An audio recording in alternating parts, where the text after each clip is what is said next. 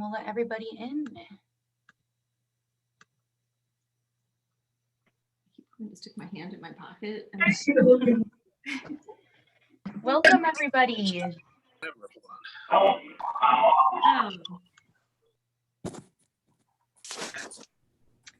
Welcome, welcome. Normally, when we're in person, we'd all be having a beer right now, even though it's only 11:30 in the morning. Some of us are, it looks like. I like your thinking. Yeah. Or what is it? Pancake, maple pancake from ABC. That one's a good one. That's a good breakfast beer. So it looks like we've got everybody in here. Thank you for joining us for social media mistakes and how to fix them with Morgan and Amy from Content on Draft and Paige Snyder from Brooklyn Brewery. My name's Chloe Kay. I'm sure some of you might know me. I'm with the New York State Brewers Association and I'll be moderating this session. So thanks again for joining us. And before we get into it, I just want to thank today's sponsors. Our presenting sponsor for Monday is DWS, and as well as our session sponsors for the day, Bon Schoenig and King, Victory Packaging, and our Araza Natural Purees. Hope I didn't pronounce that wrong.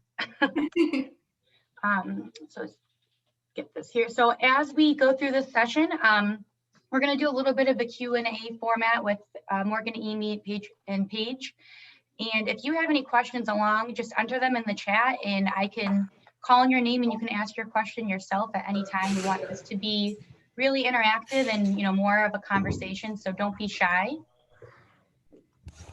And let me just get my questions up here and we can get started. Excuse me.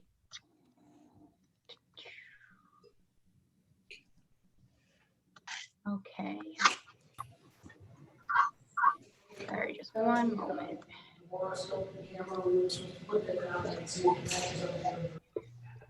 Okay. So to kick things off here, we will get started on our first question. So in your opinion, what's the biggest mistake breweries are making on Facebook? And how would you fix it? So we'll let Morgan and Amy start if we want. Take Facebook first or me? You can go first. Okay. I would say there's a couple for Facebook, but I would say if you're going to focus on one, it's just advertising and not also trying to get engagement and build community. I see a lot of times when we do brand audits and stuff like that, people do more, we call them sales focused posts. So they're constantly saying like, here's the beer, buy it. Here's this special, come buy it. And they're asking instead of giving. And giving doesn't always have to be giveaways or discounts or anything like that, but it could be just giving a sense of community or giving a cool conversation or an interesting tidbit or anything like that that gets people engaging. Because when you get engaging, people get very connected with your brand. And when that happens, you're going to start to develop fan base and also loyal customers. And I would 100% agree with what Amy said. I will also add that I do think with the way Facebook is now, it doesn't reward you as much for organic posts as much as it used to. So I do think it is really important to make sure that you have a budget for Facebook, even if it's just like $100 to put to something.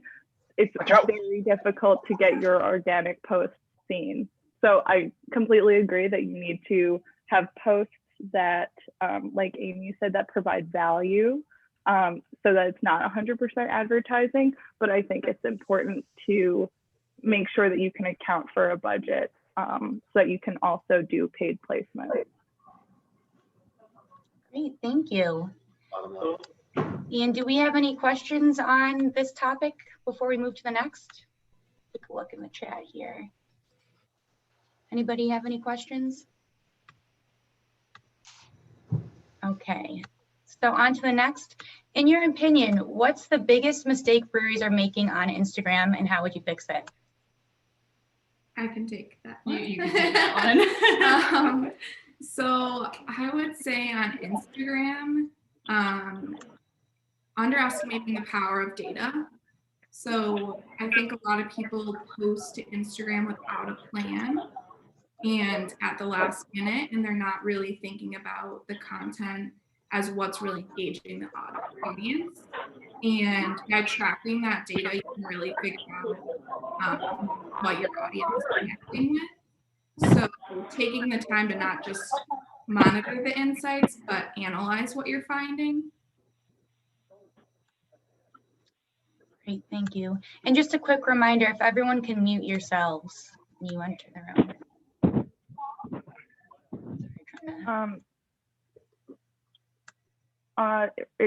Regarding Instagram, I think that a couple of things I think completely agree that data-driven content is super important, but just on a more like practical sense of like easy things that you can make changes for is like, I think you can keep captions short and sweet, and I think a lot of people want to try to put in as much information as they can into captions, and it's going to get lost.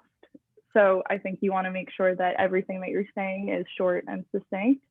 And I also think there's kind of like a really nice middle ground that you can get in with hashtags, where I think using no hashtags will not help you get discovered, but I definitely think that there's like an overuse of hashtags that you can see that's going to bog down your posts. Like don't just use the beer hashtag, because who's looking into that? Who's going through all of the beer posts and trying to pick out the good ones? But if you go in and you put hazy IPA or something like that, you're going to be able to tailor your content to the people who really want to see it. So I would say using like 4 or 5 hashtags in your post as opposed to like 30 is actually a much better way to get yourself discovered. Thanks, Paige. And before we go on to the next question, Ethan, I see you have 2 questions. I think we'll save TikTok towards the end of the conversation because we have a little bit more to go through about Facebook and Instagram. But Ethan, if you want to go ahead and unmute yourself and ask your first question you had there. Sure. Hi. Yeah, I just wanted to see what y'all wanted to say about tailoring the content by different channels. So approaching Facebook differently from approaching Instagram, from approaching, I don't even know what else is out there besides TikTok. I don't think anybody uses, I don't know what other channels there are. I'm sure I'm forgetting some. Untapped? I don't know. I would say Facebook and Instagram are the most important channels for breweries. What we say to people is like, if you have a Twitter following and it's working for you, like that's cool. Same with like TikTok, but the 2 main ones that we see the most ROI from are Facebook and Instagram. And one of the biggest mistakes I see there is sharing content directly from Instagram to Facebook. And that's problematic because there's a bunch of hashtags that go through that aren't really serving a purpose. The formatting is not correct. If you tag someone on Instagram, that doesn't translate to Facebook. And then usually people's audiences are different on Facebook. Like Facebook's going to skew older than Instagram for most breweries. And the time of day that people are on Facebook is different than Instagram. So I think you can have the same ideas for your Facebook account and your Instagram account, but taking the time to make some tweaks and optimize them really can serve you really well. Thanks, Morgan and Amy. And that's sort of, oh, go ahead, Paige. Oh, I would also say in terms of tailoring content, like I think we all know that Instagram is great for pictures and videos, whereas pictures don't tend to perform as well on Facebook. But Facebook is really great for posting articles, sharing listicles, things like that. And that's not really what Instagram's meant for. So just being sure that you're thinking about where your content can perform the best. If I can add one other thing to that too, is we have noticed there are definitely trends that work well on Facebook and trends that work well on Instagram, but sometimes there are outliers. So if something works for somebody else, definitely try it. But make sure that you're tracking how it works and you're taking note, writing down how it works so that you know it also works well for you. And it's the same where if something seems to be working well for you, but somebody's like, oh, that's horrible for me, make sure that you kind of look at the data and can back it up. Like, no, this is actually working for me. So maybe it doesn't work for you, but I'm going to keep doing it. And that's another way you can kind of figure out what's working on Instagram, what's working on Facebook. Great, thanks guys. And to stick with the Instagram and Facebook theme here, we've got a question about Google My Business, but we'll come back to that in a few minutes. What are some common issues you see with breweries sharing photos on Facebook and Instagram, to kind of go off what you were just talking about? Like sharing photos in general or sharing the same photos? So like when you're sharing photos on Facebook and Instagram, are there any issues that people commonly run into, like you were mentioning with formatting? Is there specific formatting like on Facebook that works better for photos versus Instagram, or can you just post the same photo on both platforms? For Instagram, you want to be posting photos within their dimensions. So that's either a square or Instagram portrait, because the algorithm automatically favors those versus not those. Like if you just upload it and you haven't squared it or portraited it, cropped it correctly, I guess would be a better explanation.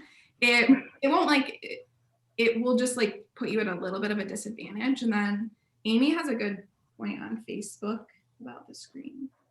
Oh, yeah, I like this one. So on Facebook, a lot of people go on social media on their phones, and their phones have a screen like this. So when you're scrolling through your feed, if you can get a picture that's a bit longer, so like the landscape photos, it's not going to be the same where it's not algorithmically not gonna be as great, but if you can do a portrait photo, you're gonna take up more real estate on their screen, so they're gonna see you for longer and they have, more of a chance of paying attention, whereas if it's landscape, it's just kind of a little strip on it. Great, thank you. 100% agree with that. I think we read all of the same social media books when we were getting into this. But yeah, Instagram does reward photos that, ideally 4x5, you want to take up as much real estate as you can. They're going to put that higher in the algorithm, the mysterious algorithm that no one actually knows how it works, but I think that helps. And also just high quality photos. That Instagram is a photo platform. You want these to be looking beautiful. Those are the photos that get great engagement. And same for Facebook. Sorry, guys. Thank you, Paige. It looks like we have a question here from Erica. Erica, Anderson, if you want to unmute yourself, you can go ahead and ask your question. Sorry, I was typing notes. Yeah, so if, let's say we have an event of some sort or a food truck, I think that's probably an easily relatable thing for all of us that we want to promote, but because Instagram, obviously more for pictures, is it too much to ask that audience to go to Facebook to get more details like the menu, or, if we're doing a virtual concert, to review the lineup of artists that are going to be participating, things of that nature? Mm-hmm. You always want to keep it in platform. Ideally, you are asking people to take as minimal steps as possible to get this information, and especially when you go from Instagram to Facebook, mobilely, you have to sign in again. It takes you to their website. So I think the best thing you can do is just share that content in a story, or if you want to do a post about it. And then also in terms of events, I think creating a countdown on Instagram is a great way to have a reminder where you don't have to bring them to the Facebook event page to make sure that they remember when it's happening. Awesome. Thank you. I love countdowns. I love stories. We have seen a lot of success though with using tools like Link in Bio or Linktree. There's even there's a new trend of making an Instagram landing page that's on your website.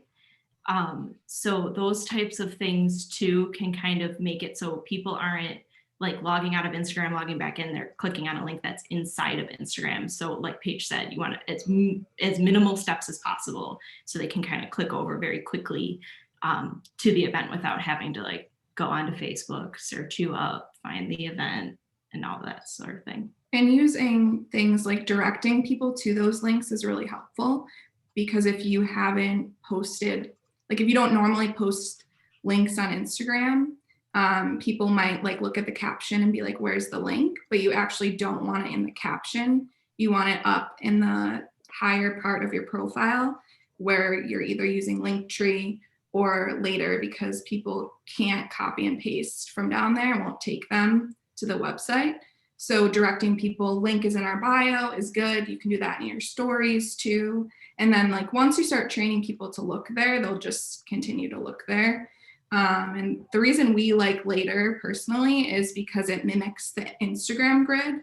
So when someone goes into the link or clicks the link and then goes to that photo, they can just click on the post and it takes them wherever you were going to take them.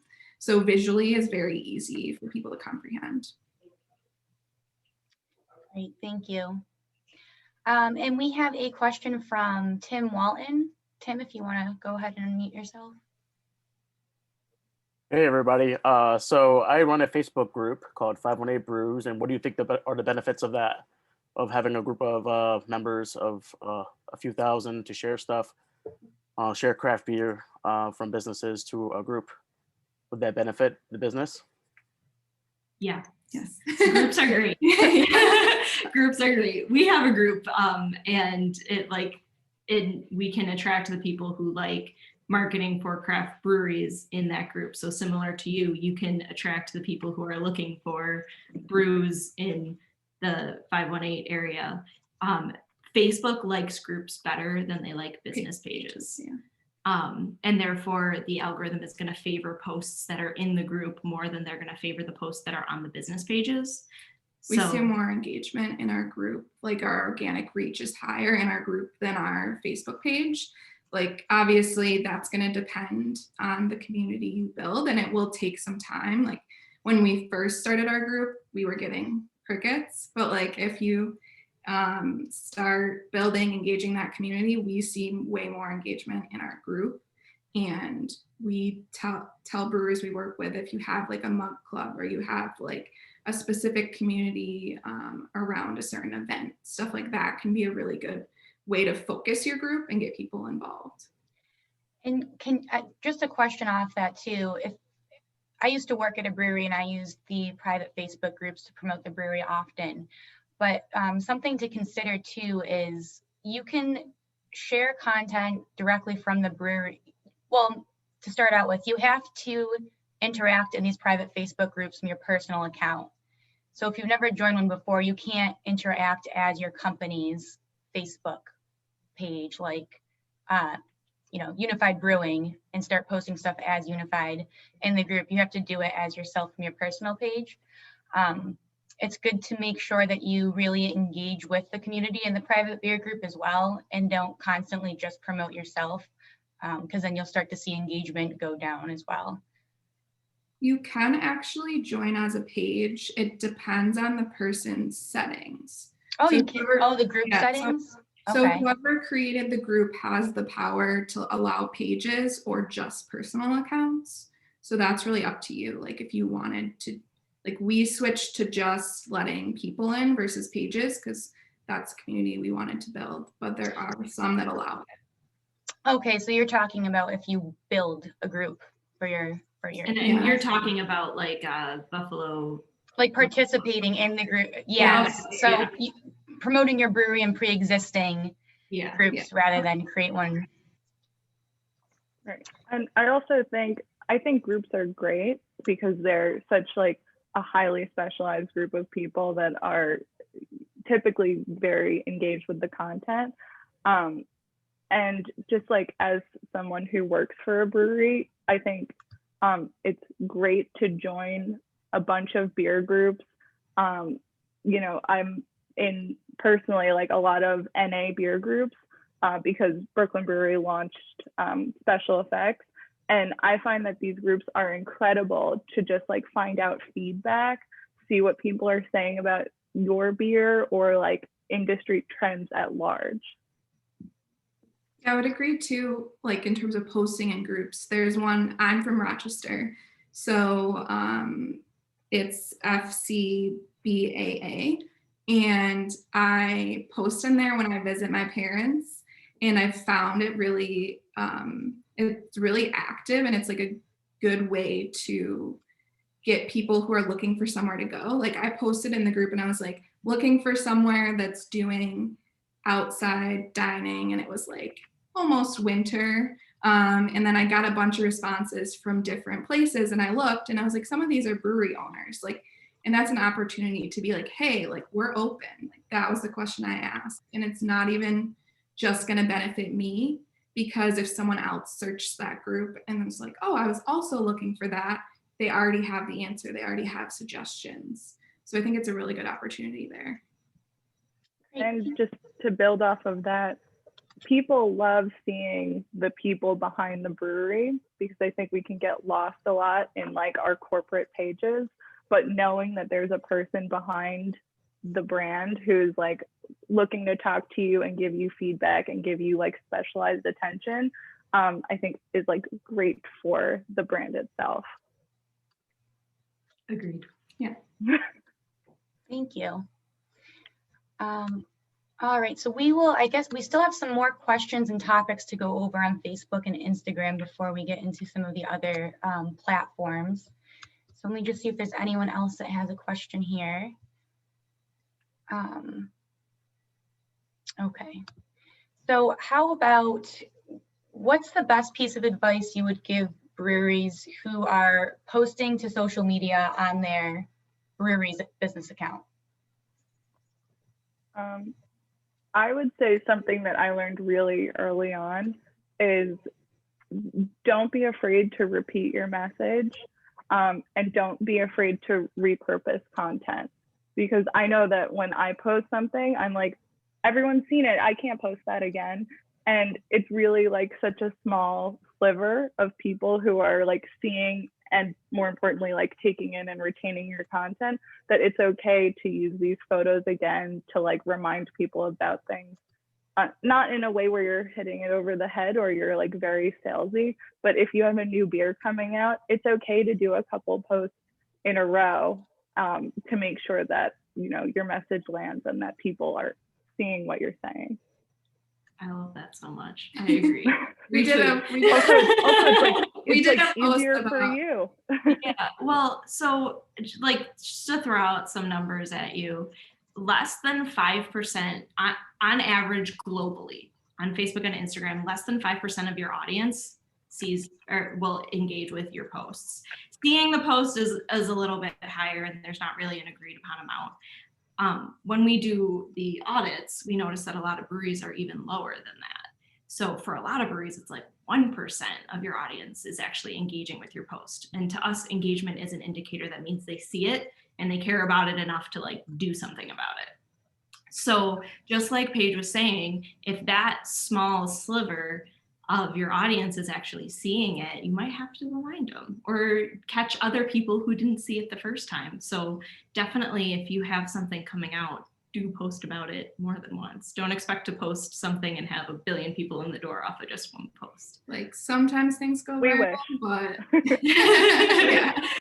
And you'll be amazed. There's a feature on Facebook where you can click on the insights for each post, and it'll tell you if anyone unfollowed you after seeing that post. And just from even my experience working with the NYSBA, especially when we have events like our Peace, Love, Beer, and Music Festival, I had to post repeated content to make sure that people would see the schedule. And there's always that fear like, oh, am I going to annoy people to the point when they unsubscribe? And at the end of all of it, after monitoring all of those posts, there is virtually no one that unfollowed us. So you'd be amazed at how, you know, that's not too big of a risk. Yep. getting your message. I would say too, on a different topic, getting an outside perspective. Like a lot of times if you're posting to your own social media account and you're in it all the time, you like don't notice what you're missing. Like something we frequently, a lot of times it's my parents, but like they'll be like, oh, like we really liked this, but like we didn't know exactly what you were saying. Like you should try posting this. And you can look to other staff members, you can look to your friends who fit your potential customers, your actual customers, or like outside marketing professional, but just getting that outside perspective of like, what do you love about our profile and like, what do you feel like it's missing can be really valuable. Yeah, absolutely. I had once had my dad copy and paste a Brooklyn tweet and post it on his Facebook and said, what does this even mean? So like, I don't know why he wouldn't come to me with that, but it is important to make sure that the people outside of like the beer industry are also aware of what you're talking about, because of course we want to be speaking to like the very passionate beer community, but we also want to make sure that we're getting people who aren't as, you know, tuned into the industry. So making sure that you're using words that are accessible, things like that. Definitely. So for our next question, what would you say, in your opinion, is the most underrated feature or features that Instagram and Facebook offer? I'm going to steal one that I know you're going to say. So I'm hip checking you out of the way and I'm stealing it. Stickers and stories. And that's like, that could be like the app mentions, which is where you tag an account. It could be the location stickers. It could be the hashtag stickers, or it could even just be fun moving stickers to get people's attention. But I think stickers and stories obviously don't go overboard with them, but they can expand your reach and they can also get people's attention, and those are nice. Yeah, that's great. That is a really great one. Like sort of in a similar vein, using the location tag on Instagram specifically, because I think things are getting a little tougher to find. While I do love like nice specific hashtags, that's not necessarily how people are finding, you know, you have to like, they have to be actively searching for things. Whereas I think location tagging will, you know, people are more likely to like click what's going on in Brooklyn, New York, or, you know, something a little bit more specific than that. Or have you show up on the discover page. But so basically just like make yourself as discoverable as possible with stickers as well. Okay, I still have one. Okay, cool. Like agree with all of that. But also video on Instagram stories specifically. So I think it's hard because I think people overthink video and think it has to be this highly produced thing. But I would say if you're not posting video to your Instagram stories yet, to do it. And remember, it only has to be like 15 seconds. For example, we do, on most of our stories, we do a quick little intro that's like, hey, Morgan here or Amy here, and we're talking about X, Y, and Z. And it's getting really prioritized in that way because people want to see people. And I don't know if that's a pandemic thing or like what, but those stories do exponentially higher for us if we get a face in there. And it seems scary, but once you do it like one time, like you're good. And that'll really help people want to engage and connect with you. And also just to build off of that, making sure that when you do make this video content, that it's accessible to, you know, either people who are hard of hearing or just don't view things with their sound on. Instagram is still kind of a sound off platform. So just having, you know, there are apps that can do closed captioning for you, or even just having, I've seen a lot of people doing like, you know, summarizing what they're saying in a little block of text next to them is incredibly helpful. Yeah, Definitely agree. we do that. So 100% on the same page. Yeah. We read the same. Yeah. I think too, and let me know what you guys think about this. Another underused feature would be on Facebook specifically, you can go in and look at who liked your post and individually invite them to follow your page. And that's a great way to expand your audience and connect directly with the consumer who already showed interest in your content. Yeah, That's that's a really good one. Any other, oh, we have a question from Erica Anderson. Go ahead, Erica. So what is the opinion on handling negative comments / feedback, either directly within a post from your brewery or reviews on your page, within Untapped even? Is it always best customer service practice to respond no matter what, or are there occasions where it's okay to leave it be because the person is probably going to be cranky no matter what you do? And they're just looking to, troll and keep you, looped in that negativity. Right. I think that there's always, don't feed the trolls is the general thing to guide who you respond to. But, I think that sometimes people post mean things to like try to get a rise or a response or anything like that. I generally don't respond to those things, and I am not a huge fan of when brands are like exceptionally snarky to people. I think some people can do it well, but that is 100% not like the Brooklyn Brewery brand voice. I do think that if it's like a genuine thing where, they had this beer and, it tasted like there was some diacetyl in it, I think that those are people that you should respond to because they care enough to tell you about these things. I think responding to gives you the power to control the conversation. And I think there are certain comments that are nasty, but I would say like responding with a simple like, hey, like we're sorry to hear that. We're going to DM you and get it off of the page, because then people don't think you're not responding. Because I think the tricky part about that is you're not really just responding to that person. You need to respond to the people that are watching that post. So as long as you show that you addressed it in some way, I think that can be beneficial too.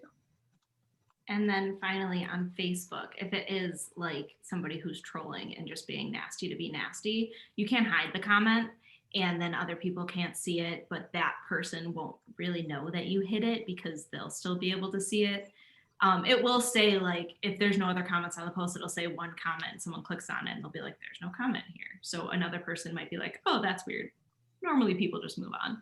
But you can do that because there is sometimes that it's just like, you're being a jerk, go away. Yeah, we've had love the Facebook hide. Sorry, go ahead, Erica. We've had some very, very rare instances, but we've had a couple instances where someone has posted a extremely inappropriate comment within one of our posts, and we've actually deleted the comment and then blocked that user as well. Mm-hmm. Again, very extreme circumstance, but it's, when it's something that's completely offensive and inappropriate, everything else we pretty much leave up and address. But yeah, there's no reason to ever give a platform to racism or sexism or anything like that. Those people 100% delete, block. You don't want them on your page interacting with your content or even being able to see what you post. Yep. All right, thanks everyone. So for our next, does anyone have any questions that they'd like to ask Morgan, Amy, and Paige here? Just put it right in the chat and we can, or unmute yourself and go ahead and ask your question now. Anybody? All right, well, I have one. What are some, I'd say 3 tips to expand your audience on Facebook and Instagram? All right. Should we like each give one? Oh, that would be fun. That'd be cool, sure. Okay. So I wanted to, the hashtags is actually a way that you can expand it on Instagram. Don't overuse them. Also put them either down below your caption or in the next comment so people don't get overwhelmed by them. But kind of like Paige was saying, don't use hashtag beer. Use a mix of hashtags that have a very large following, a medium-sized following, and a very niche following, because each of those things will do something good for you. The large following, you'll have an opportunity to get in front of more people. Whereas like the more niche following, it'll be more targeted, and on different discovery pages, you'll be on longer because not as many people will be using it.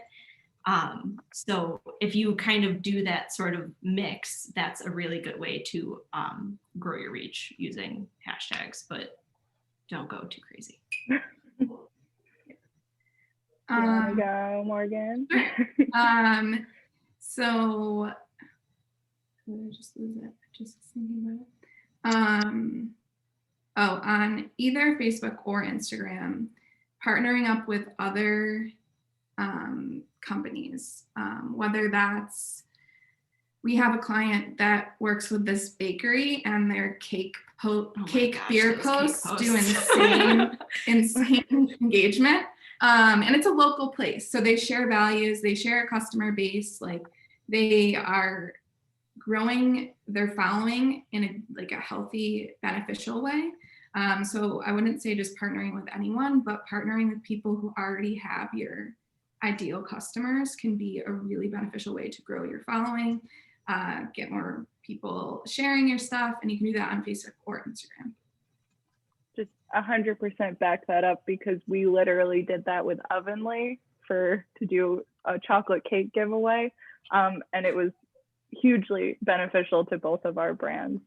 I would say, I think that following people, and it's kind of a similar vein, following people and brands that share your values, and interacting with them, commenting on their posts and things like that, will have you show up to their audience, and then hopefully have people that are following them discover your page through that. That's a great one. One more, because that made me think of one. Okay. Not allowed. So I think you made a good point about engaging, that we talk about a lot, and it's engaging beyond like cheers or thanks. Like it doesn't have to be a full sentence, but like there's a sweet spot around like 4 or 5 words plus that really starts an actual conversation, and those types of engagements are deemed more meaningful and get more people to engage. So taking that time to really say something that will spark a conversation is definitely worth it. That's great, thanks. And we have a question from Jay. Jay, go ahead and ask your question. Thanks, Chloe. I appreciate it. Wondering about, I actually teach a hospitality marketing class. And one of the things that I talk to them about when it comes to hashtags is using tophashtags.com to see the kind of the amount of times that hashtag is being utilized, and you can get into some of the engagement numbers on it as well. Do you see a value in that?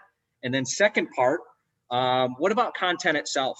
I see so many places that it's product, when I often try to talk to my students mostly about, mix it up a little bit. Tell the story of the company, tell a story of people working there, all those different things. So I'm wondering what you'd have to say about some of that. I think in terms of hashtags, I think it's great to, be able to discover new ones. Again, like Morgan and Amy were saying, having a nice mix of like very popular ones and more niche ones is really important to, make sure that you're hitting all these different demographics. And I think, making sure that there's a little bit of research that goes into which hashtags you use. So I haven't used that website, but I'll always check on Instagram because they'll tell you the number of people who have used it.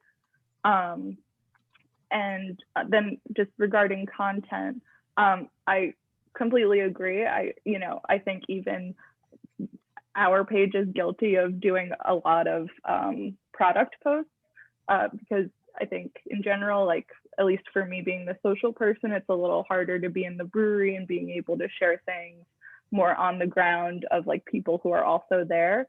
But I know for a fact that our posts of Garrett Oliver do exponentially better than most of our other stuff. People love to see who's behind the brand and what's going on behind the scenes. And I think that's an aspect of the value that you can give to your followers is like, hey, if you follow us, you'll get to see this like exclusive canning stuff that otherwise you would never know about. We actually have a tip. We have a trick, I don't know, strategy that we use with our clients to do literally just that. But we do like post themes. And one of the ones that comes up frequently is, we call it slice of life, but it's basically like a behind the scenes type of deal. Oftentimes it's a great way to put faces in the feed. So when we use the themes, we know that however many themes we have every cycle, we're going to have a post that's not going to be product oriented. It's going to be the story of the people, the canning day, whatever that is. And we find that if you post your slice of life on Tuesday and your promotional post on Wednesday, that promotional post has more reach and gets more engagement because of the previous post. So it's a good idea to not have promo Monday through Friday, like have something super engaging before you want to post something that you want a lot of engagement for. That's great. I'm writing that down. What was the other question? The hashtags. Yeah, definitely. We haven't used that one. We've used other sites, but we mostly use the Instagram, just the Instagram features because it's the quickest, most accessible one. But definitely look it up. We have like different ranges we use that makes it like we call it a popular, an average, and a niche. And so we kind of say like, okay, every post we're going to use this percentage of popular. It's like 25% popular, 25% average, 25% niche. And we just kind of have like a spreadsheet that has a bunch of different hashtags, and we just pull some that make sense with the picture to form our clouds. But the research behind it doesn't take very long to do the research behind it. So it's not any sort of crazy dedication, time commitment, but it does definitely help. And I would say you got to 75% there with your math. Oh, no, 25, 50, 25. You said 25 3 times. Oh, just a lot of 25. So it's 25. We're not mathematicians. Not math. We only do a little math. little math, spreadsheets, math. Yeah. And there is such a thing as a too popular one where if we see it and it's like 50 million, like 250 million beer is crazy. We just don't use it because it's just not even worth it. Like tagging a dog. Yeah. So broad. Yeah, there's also too small of one too, because if you notice there's like only 100 posts that use that hashtag, nobody's going to be searching that hashtag, so don't even bother. You can use a small one if it's your branded hashtag, but that's really the only exception. That's what I was gonna say. Exactly. Having and like the importance of having a branded hashtag so that people can use that. And you can use that more like kind of a way to keep track of your posts and have them all in one place. But especially if you're doing like giveaways, stuff like that, definitely do your research to make sure that you're not secretly going to find like 8,000 posts in there, which happened to me last week, so had to change that branded hashtag. It's fine. So I think Jim now had a question earlier in this conversation, and I want to make sure I touch base on it. He doesn't have his mic and camera's not working, so I'll ask for him. He was wondering what your thoughts are on Google My Business and like how you can use things like Google My Business and TripAdvisor to promote your brewery. I'm going to say that that is a little out of my realm. That would fall under our digital coordinator. So Morgan, Amy, Yeah. you guys have anything? Sure. So Google My Business, I think the most important thing there is keeping your information up to date. And I think that it was really like underestimated the power of that before the pandemic, but making sure that people can find you on Google and know when you're open, easily get to your website, you have updated information there is really important because a lot of people are searching to figure out if a business is open now and if they're just doing takeout, if it's curbside, if you need a reservation, like that is super important. I don't know too much about TripAdvisor. Oh, I was going to add to Google My Business real quick. Oh, okay. Google is actually being a little bit of a jerk about it, but they really want that your Google things to come from Google. So make sure that you're utilizing the different Google My Business features. It like could be posting and stuff, but going off of the people want to know that you're open.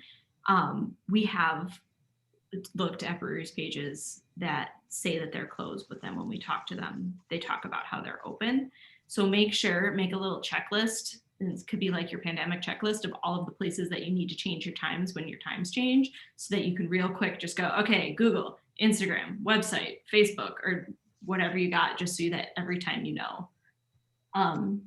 You can do temporary hours too on Google in advance. Like if you know what your holidays are and things, you can set those. Mm-hmm. Yeah, just being consistent across the board, I think, so people don't get confused. Yeah. Yeah. And also with Google My Business, to what you were saying, Google definitely favors when the content's coming from their platform. So it helps with your SEO if you can upload your own photos to your Google My Business account. You can list events. They have an events listing similar to Facebook events.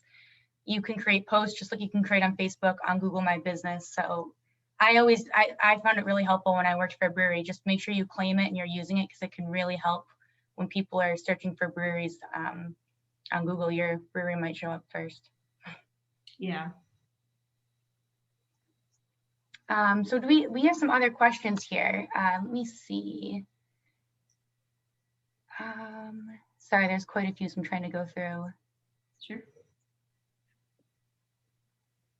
Okay, so Kelly Lanham, sorry if I pronounced your last name wrong. Do you want to go ahead and ask your question? Yeah, hi. So one question that I have is, the brewery that I'm working with now is kind of in this space where we're moving national. So I'm trying to figure out what the best way to handle content is, kind of straddling between our local community and then kind of the national brand that stretches from like California to Florida. So how do you handle content? Like, how do you make sure that, because the stuff that's local, obviously our local people get excited about and respond to, but national people don't care about. So like, how do you handle that, I guess, when it comes to like your strategy for weekly posting? Or Are you using one page for everything right now? Like one Facebook page, one Instagram page? Yeah, currently the growth has really happened in the last like 9 months, and I've only been with them for about the last 6. So is it good to separate them? It's a preference. I actually want to defer to Paige on this one, because Brooklyn Brewery is a national brand and has local, and the breweries that we've worked with are mostly local regional. Okay. Yeah, happy to take this one. So we're a global brand. So we actually have like country pages to build like a very localized following. But for like the just Brooklyn Brewery one, I think we do like a pretty decent mix of content. So, generally it's good to post stuff that's available in most places, because otherwise people get very upset that they can't get that. So we'll have, a couple posts if we have like a special tasting room release. Generally we'll do bigger brands that are going to be available nationally. And then occasionally we'll take posts from are hyper localized pages, if they're like doing something very cool that we just want to like grab, post, and be like, hey, you know, Australia's got this really awesome beer, bummed we can't get it. Like, just in terms of like your brand image, you want people to know that you have all of these cool things going on. So if you're able to source content from some of these more national locations and bring it to your page, I think that'll help, you know, introduce you to that market a little bit better, while also showing, you know, maybe your more localized market what you're doing. Thank you. Yeah.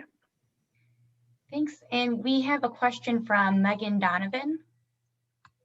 Megan, if you want to unmute yourself. So I know that the Instagram algorithm seems to be favoring the Reels because it's a new feature. Is Instagram TV like a completely dead technology? Because I feel like it's almost pointless now that Reels is there, or do you recommend still using that? Reels is definitely taking priority from an algorithm standpoint. The way I would determine whether you should use IGTV is, if you're using it, how does it compare to your other content? Like, post a reel, see how that does. Post IGTV, how does that do? And if you're not seeing the engagement there, then I would take it out of the strategy because it's just not helping you reach your goals.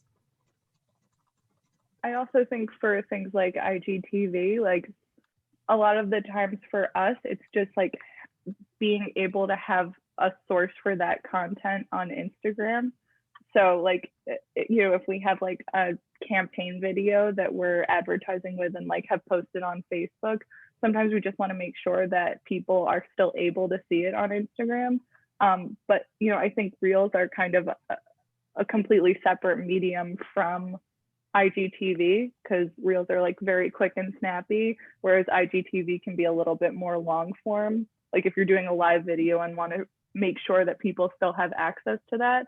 But I would say take your IGTV videos and make sure that you're also sharing them in your story. So if people don't see them in the feed, there's still, you know, there are other opportunities for them to come across it. Thank you. So we have a few more minutes here. I think we'll end with this last question, unless anyone else has something they want to ask. But what is one thing that breweries can do right now to improve their social media, like immediately? I feel like we gave so many things. I know, but if you had to pick one, like one. I know, like all of the things that I had planned for this, we've already said, but I think that having the link in bio is a super quick and easy way to, you know, immediately help your business by making it easy to drive people to other locations. And that's just signing up for an account. And we use Later, and they are linked with link in bio. And those are personally my favorite ones to use. Us too. I think can you put that in the chat page? Yeah. What was it called? Yeah, that would be great. I'll choose a different one just for the sake of variety. I'm gonna say look at your insights and like really take a minute, and it doesn't have to be like hours and hours and hours, but set aside a little bit of time and look at your insights and see what people have responded well to and what the connections are. Because when you figure that out, then you can post more of that type of content, and then you can get more engagement, you can get more response. And it's the same thing, building that solid community on Facebook, on Instagram, that turns into loyal customers in real life. And to build on that, create a system for actually looking at your data. We find we ask people if they're looking at their data and they think that means, oh yeah, that one post got like 100 likes. That was great. The other one got 10. For us, we use a spreadsheet because it's just an easy way to organize the information. You don't have to go crazy, but we look at our engagement rate, we look at our reach rate, and we track it once a week.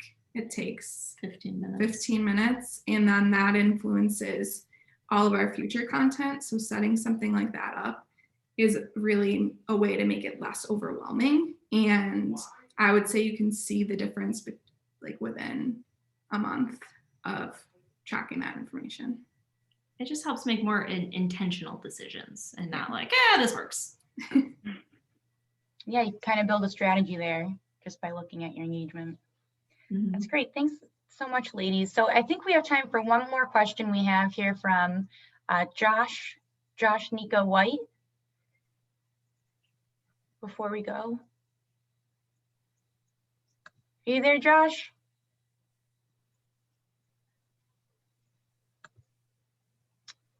So Josh had a question about, is there a problem with posting multiple times a day?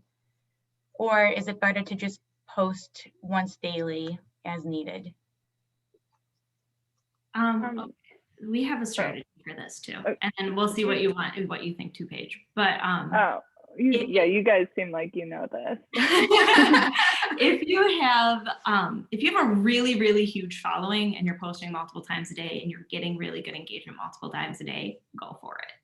But don't stress yourself out thinking that you have to post multiple times a day. I would rather see a client post once a day, every day, or 6 days a week, or once every other day very consistently than 3 times on one day and then nothing for the next 4 days. We like to schedule our posts beforehand. There's a lot of benefits to it that I could take a very long time saying that. If you're interested, I could talk to you after. But there's a lot of benefits to scheduling beforehand. So I would say schedule it beforehand, find a time when your audience is going to be online and put it there. But if something comes up during the day, unplanned, great post, works really well, that doesn't mean you shouldn't post it. You can post more than once a day if you have something really good to share. So don't be afraid to do that. And I think it's about posting with a purpose. If your purpose is, we're going to post 3 times a day because X brewery does that, and you're not seeing engagement from your audience, that's not a solid reason. But if you're going to post beyond consistently because you have an update that you want your customers to know about, then that's a worthwhile purpose, and that will do better than just posting for the sake of posting. Yep, I completely agree. I think intention is the most important thing, and not posting for post's sake. Just anecdotally from the Brooklyn Brewery, we were finding that when we were posting every single day, we were seeing our numbers and engagement drop, and then we switched to every other day, and we immediately saw the numbers spike. It's a thing where you kind of have to figure out, what your followers are engaging with, and what's a good fit for you. There's not like a hard and fast one, but I also would say, like, don't kill yourself with trying to do 3 posts a day. That's really not necessary. And I think if you do want to do, if you have information that you really want to share, I think Instagram also has so many different options that you can like post to your story, or you can make a reel if you want to, instead of having to have like a solid post. Well, thank you so much, ladies. This has been great information. And thank you to everyone who joined us for this session. I just want to remind all of you that this session has been recorded and will be available to watch on the New York State Brewers Association YouTube channel. All of the sessions throughout the conference will live there after the fact. So I'm going to put a link in the chat box. You can please subscribe to the New York State Brewers Association YouTube channel so you have access to this content in the future. Also, if you want to catch another seminar on marketing and branding, tune into Positioning Your Brand for Success, presented by Glenn Clark of Crafting a Brand. That'll be Tuesday, Crafting a Brand, and Leif Miltenberger of Hired Guns Creative. Both of them will be doing that session. That's Tuesday, February 23rd at 11:30 a.m. And I'll post the Zoom link to that as well. And as well as the link to our full schedule. So there's over 40 sessions throughout the next 2 weeks covering a lot of great content. So thank you all so much. And we look forward to seeing you in our other sessions. Thanks, everyone. Bye. Thanks, everybody.